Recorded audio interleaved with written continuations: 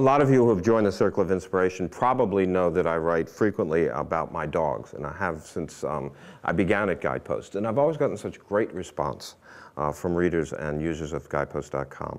A few years ago, I lost my big Labrador Retriever, Marty, who died at a fairly young age of about 10. And I mentioned it in an editor's note and then thought nothing more of it until the editor's note was published.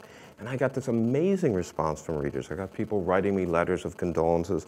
I got cards. I got flowers. It was just amazing. And in these letters, a lot of people talked about the grief, the very real and deep grief they feel when they lose a pet. And they also talked about how sometimes people who don't have pets or are not animal lovers don't quite understand the depths of that grief. At about the same time, an editor for Guideposts named Ptolemy Tompkins brought forth an idea of whether or not pets go to heaven. So I went and I told him the experience I had with the readers, and we talked about the possibility of doing an article like this. And the only reservation I really had was that I thought that there might be some theological stickiness with the idea. But Ptolemy assured me there was actually Bible references to the souls of animals, and that he would be able to cite some of those in his articles. So we turned Ptolemy loose on the article, and it turned out to be one of our most popular articles ever. I mean, it was a huge hit with readers. Ptolemy got tons of mail, and he got so much mail that he eventually decided that the subject deserved a book. And eventually that book and the work he did on it took him away from Guideposts, though today he remains a contributing editor. And this month, his book, called The Divine Life of Animals, is going to hit the stores, and we think you'll all be interested in the book.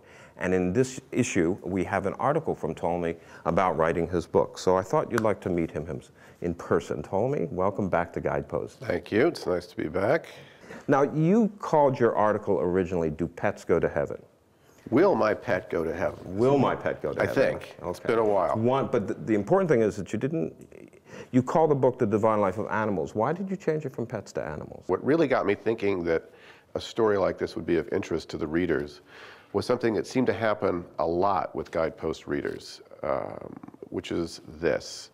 A pet that they were very attached to died, and when that happened, the person in question, we'll say she's a woman, would go to her pastor, and her pastor would be the person who answered most of this woman's big questions about life. If her husband was in an accident, if something happened with her kids, she would go for comfort and guidance to her pastor. So naturally, if she was very attached to a pet and the pet passed away, she would go to her pastor and say, am I going to see Fluffy again? This seemed to happen all the time. Mm-hmm. And the answer Absolutely. That the Guidepost readers would get 9 times out of 10 would be a little rub of the chin, and then the answer, no, you're not going to. There are no animals in heaven, and that's that. And what was so interesting to me was, if you have a regular pastor who you really interact with in a intense way throughout your life, and they give you an answer like that, and it's not the answer that you want to hear, it can be shattering. And the more I looked into it, the more I found that this would happen. And I thought to myself, well, what if the pastor, while an excellent source of guidance and insight in all kinds of other ways, might be wrong about this? And it seemed to be kind of an impertinent idea, but it stuck in my head because I thought, it just seemed to me that that answer had to be wrong. And with that in my head, I kind of put out my antenna for evidence that in fact there might be another answer to the question. It turned out that there is an enormous amount of material that will allow one to give another answer, which is, yes, you will see your pet again, and yes, animals possess a spiritual component that doesn't vanish when their bodies die. And is that because they're creations of God? That's one of the answers. When I got into this, what I started to realize was you cannot tell the spiritual history of human beings without talking about animals. Human beings are not human beings without animal creation. If you look in the Bible and you look around for the first notice of humans, they show up in the midst of an awful lot of animals. And if you look in the Bible for the first appearance of Jesus Christ, he shows up in the middle of an awful lot of animals. I don't think this is a mistake. You see this constant reference to the intertwined nature of animals and humans.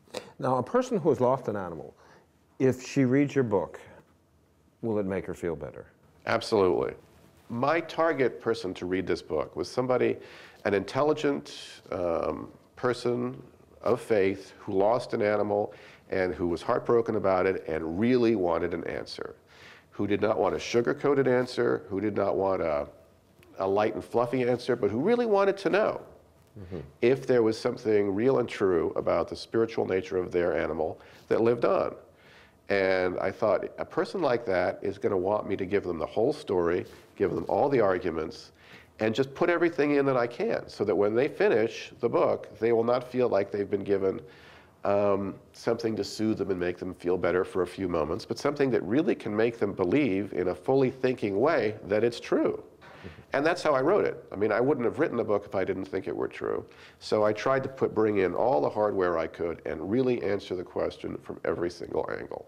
Thanks, Tommy, for coming in and talking to us about your new book, The Divine Life of Animals, which is out this month and which is featured in Guideposts magazine this month.